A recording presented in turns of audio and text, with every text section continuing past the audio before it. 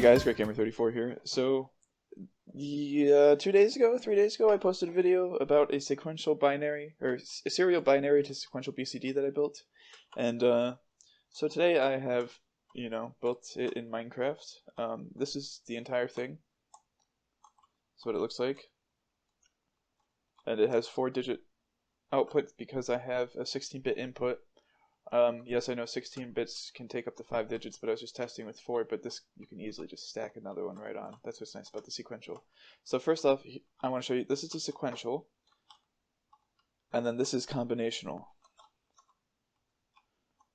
So I use the same input decoder, but on this, when you stack them together and shift them manually, you do it like that. But on these, the outputs just wrap around, or the inputs wrap around to the outputs. So you see, we input our serial here, it comes in through this bit, and then that bit outputs onto this line here. And this line here comes up and around here, comes around, and comes up to the second one. And then if we were to follow the second one through, it outputs to the second line here, which comes through here, which comes through like this. And now we're on the third one. Let me change my speed. Okay, so let me demonstrate this working. So first off, I'm going to put in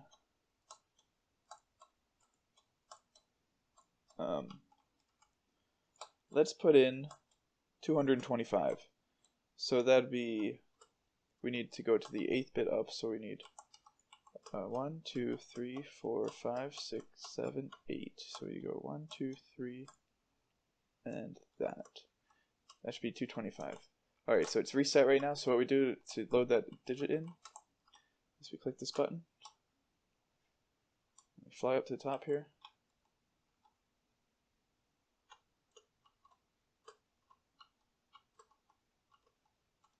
oh, give me a sec. Okay, let me try that again. So we have the input there. I was trying to see if I could speed this thing up previously, so I had a block in a way that was blocking off redstone. So now this should work. So it should be 225, which it is. 15 times 15 is 225. Okay, now let's do, well, not that I did 15 times 15, but this is, I just like to use that results because that's the max number you could get on a 4-bit multiplier. Anyway, so let's see if we get 255 by doing this.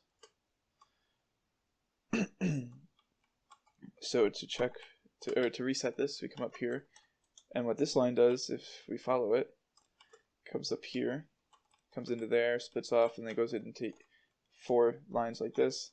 These lines come through and in here, and they power onto all of our decoder lines. So they basically prevent our decoders from turning on any of the encoders, because once the decoder line turns off, the encoder turns on. So that's what that controls it.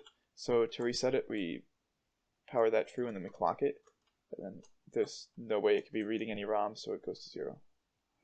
Alright, so we want to see 255. So what this does here is this times this latch to be open for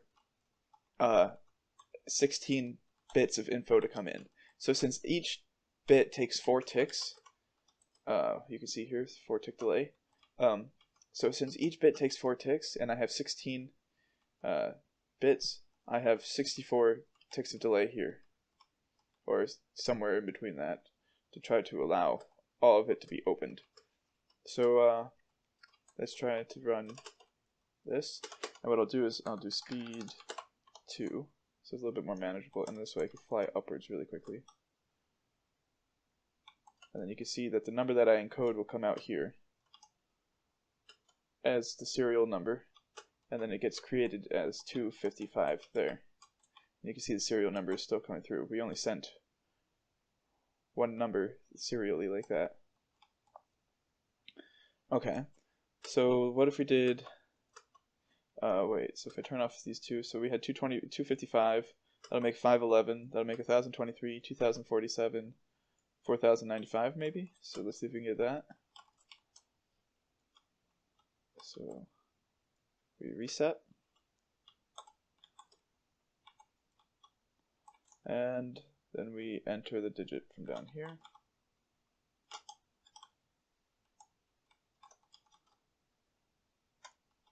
Should get like 4095. 4095. That's awesome. Okay, let's mix it up a bit. So let's see if it'll understand like every other bit or something like that. So let's first input. Let's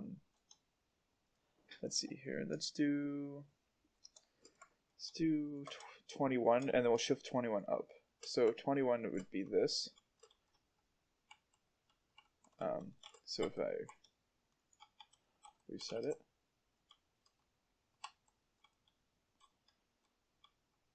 and then clock in 21, we'll get 0, 0, 2, 1.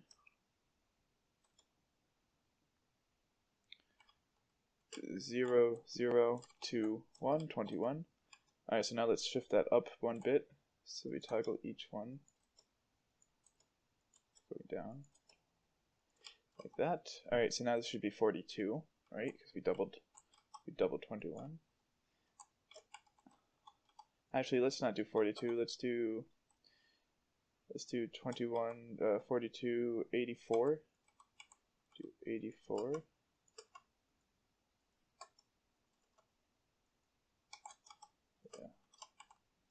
Too bad, that should be 84, I believe. It's cleared.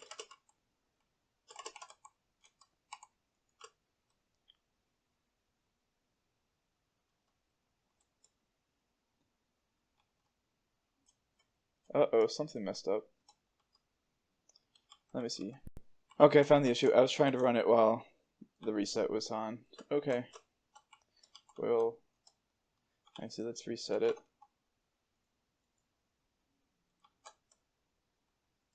Get rid of that. Now we'll be able to run this, and we should get 21 times 4, which should be 84. Oh, it looks like I had data in it before I ran it. Shoot. I thought I cleared it, but I guess it didn't clear.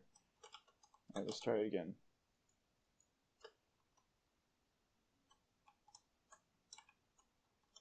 Oh, I stuck a 1 here. Okay. I was trying to debug what was going on. Okay. Now we should get 84. Sorry.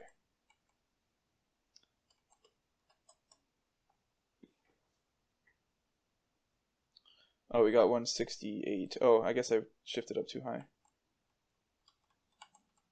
Yeah, I shifted up too high. 168, but now we should get double 168.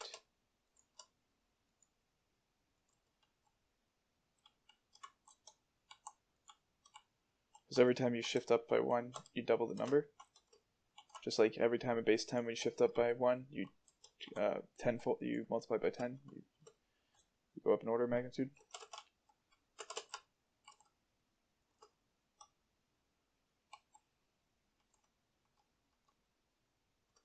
So it should be double 168, which would be like, I don't know, 336.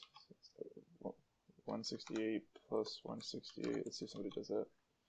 Well, 8 plus 8 is 16, carries, so 12 plus 1 is 13. So yeah, 336, yeah.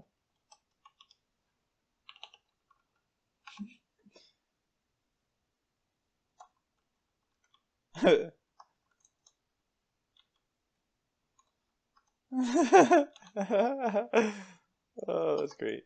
Okay.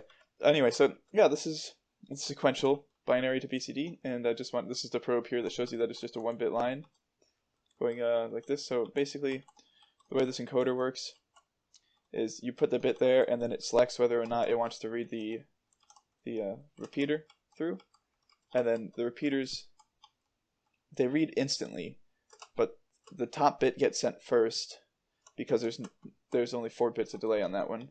Then this bit gets sent because there's 8 ticks of delay. Sorry. Then this one gets sent because there's 12, and then 16, and then it just keeps going like that. So that's how I got my 4 ticks coming in. This, like I said, feeds through and wraps around, feeds through and wraps around, and then you can literally just keep stacking this forever because it just keeps feeding through and wrapping around. And the reset just holds true the decode lines so that they can never turn off, and then that prevents you from getting a ROM output, because if these lines were allowed to turn off, like this, then the ROM turns on. So if you always power into the decode, then the ROM will never turn on and you'll never get an output. So that's how you're able to reset without adding, say for instance on the line that wraps around right here. What I had previously is I put a comparator here, and then I controlled it like this. But that adds time to the critical path. That added an extra tick, so I would have needed 5 ticks per bit. So now if we count it, we got, let's count from the latch here. Let's go down where it's easy. From the latch, we have 1 tick. It comes through here like this, through another tick, either a torch or a repeater, so that's 2 ticks. Then it comes through another torch, so that's 3 ticks. Then it comes down through here and into this repeater, which is 4 ticks, and then back into the latch where we started counting. So 4 ticks total, that's a 4-tick data loop, that's how I'm able to get 4 ticks per bit. If I was able to just, instead of wrapping around like this, if I was able to just use the latch as the signal extender itself, then that would save me a tick, and then I'd have 3 ticks per bit like Nuomaster's down here. So this is the original design that Nuo used, and so I built something that doesn't look like his at all because I didn't want to copy his design, but I wanted to do something that his did. And I also didn't want to use any piston bullcrap.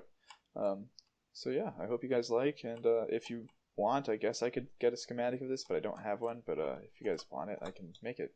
Alright, anyway, don't forget to subscribe and like. Bye.